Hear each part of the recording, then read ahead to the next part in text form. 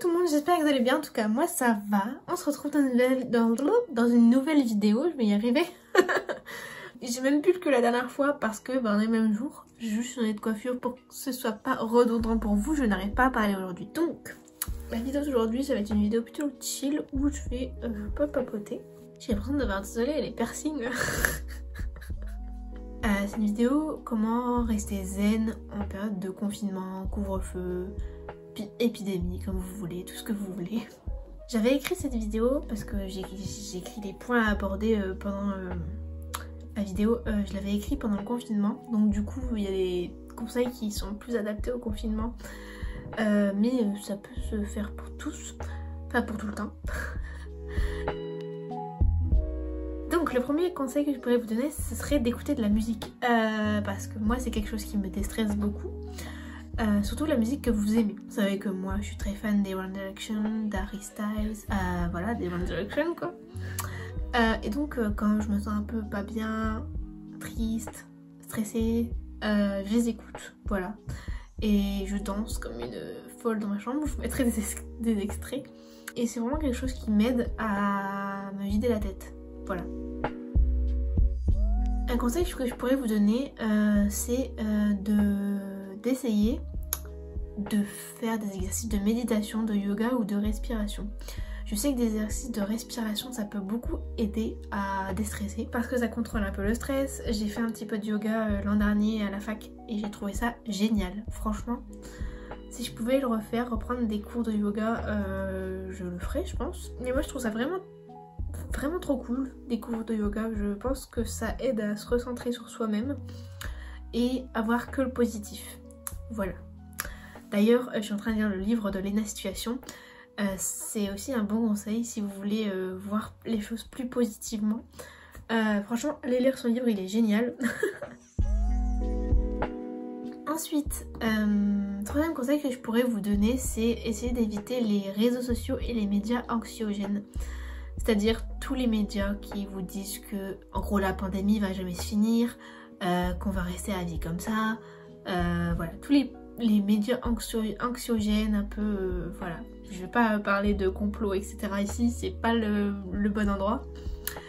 Mais vous m'avez compris. Je pense que éviter de trop parler de l'épidémie et des côtés négatifs, en tout cas de l'épidémie, c'est bien. Parce que franchement, je sais qu'on parle que de ça en ce moment. Mais voilà, évitez de croire à n'importe quoi en tout cas. Un truc qui peut beaucoup aider aussi que je faisais à l'époque, là il faut que je me remette à mon bullet journal parce que j'ai plus de bullet journal, il faut que je m'en rachète un, le mien est rempli. Faire un journal en fait, un bullet journal avec une page, une double page, moi je faisais ça, je faisais une double page où j'écrivais ce que je ressentais, comment je m'étais sentie dans la journée, mettre à plat ce qu'on ressent. Voilà, je pense que c'est une bonne technique pour prendre du recul sur ce qu'on ressent, pouvoir repartir du bon pied. Voilà. Ensuite, le prochain conseil que je pourrais vous donner, c'est s'occuper l'esprit au maximum. Moi, je cuisine, je dessine, je chante, même si je suis une casserole. Je joue, je fais plein de trucs qui peuvent me changer l'esprit, me changer les idées plutôt. Par rapport à ce qu'on vit en ce moment, parce que c'est pas forcément facile, surtout à notre âge, je pense. Moi, j'ai bientôt 21 ans et je pense que j'ai l'impression que je suis en train de gâcher mes meilleures années. Donc c'est très compliqué à vivre parfois, mais on n'a pas le choix. On fait avec et on profitera bien plus tard. Le prochain conseil que je pourrais vous donner, c'est faire des choses que vous adorez faire en temps normal. Par exemple, moi j'adore aller à la danse. Mes copines de danse, si vous passez par là, vous me manquez très fort. J'ai hâte de reprendre la danse, mais en attendant, il y a des choses qu'on adore faire d'habitude dehors, qu'on peut essayer tant bien que mal de refaire à la maison. Par exemple danser, je peux pas danser comme je fais dans mes cours de danse à la maison, parce qu'il n'y a pas assez de place évidemment, mais danser un petit peu, sautiller dans sa chambre, etc. Voilà, c'est quelque chose que j'essaye de faire le plus souvent. J'adore dessiner aussi, voilà.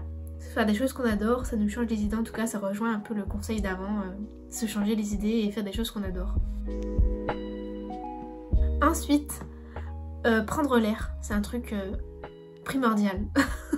Même pendant le confinement, j'ai essayé de prendre l'air comme je pouvais, parce que rester enfermée dans ma chambre c'est pas facile tous les jours. Sachant que moi en tant qu'étudiante à la fac, je suis enfermée chez moi depuis le mois de mars au moins. J'ai eu un petit répit de 3 mois entre juillet et septembre, mais après voilà, c'est pas facile. Donc s'aérer l'esprit c'est très important aussi, parce que rester cloîtré dans sa chambre c'est pas une solution non plus. Ensuite je pense un truc qu'on peut profiter en temps de confinement et en temps de étudiant cloîtré à la maison, c'est dormir plus. Parce qu'évidemment quand on est étudiant en présentiel, et il y a tous les transports à penser, etc. et on se lève beaucoup plus tôt. Là on peut profiter de dormir beaucoup plus, donc profitons-en. Et c'est très bon pour la santé, donc dormons. Et ensuite je pense qu'une chose dont on peut profiter de notre temps libre, c'est pas français ce que je dis mais vous m'avez compris, c'est apprendre à faire de nouvelles choses. Donc apprendre une langue, ce que je n'ai pas fait, apprendre à faire de nouvelles activités, etc. Il y a beaucoup de choses qu'on peut apprendre en restant à la maison, donc je pense que c'est le bon moment de le faire, parce qu'en temps habituel on n'a pas forcément le temps. Donc voilà. D'ailleurs je voulais dédier cette vidéo à Lise. En fait cette vidéo était à la base un pari, mais je l'ai trouvée très intéressante à faire. Parce que je trouve que la période est bien choisie tout simplement. Et justement on avait fait ça par rapport au yoga je crois, ou un truc comme ça, je ne sais plus trop. Je ne sais plus trop pourquoi on a fait ce pari, mais j'ai perdu le pari, je fais cette vidéo. Je devais la faire en novembre, donc... Donc voilà, j'espère qu'en tout cas elle vous aura plu cette vidéo et qu'elle pourra vous aider un minimum à trouver des choses à faire pendant le confinement et cette période de stress. En tout cas je vous fais à tous de gros bisous, n'hésitez pas à vous abonner à mes réseaux sociaux, ça se passe en barre d'infos et à la fin de la vidéo. Je vous fais à tous de gros bisous, je vous aime très fort et je vous dis à la prochaine. Bye.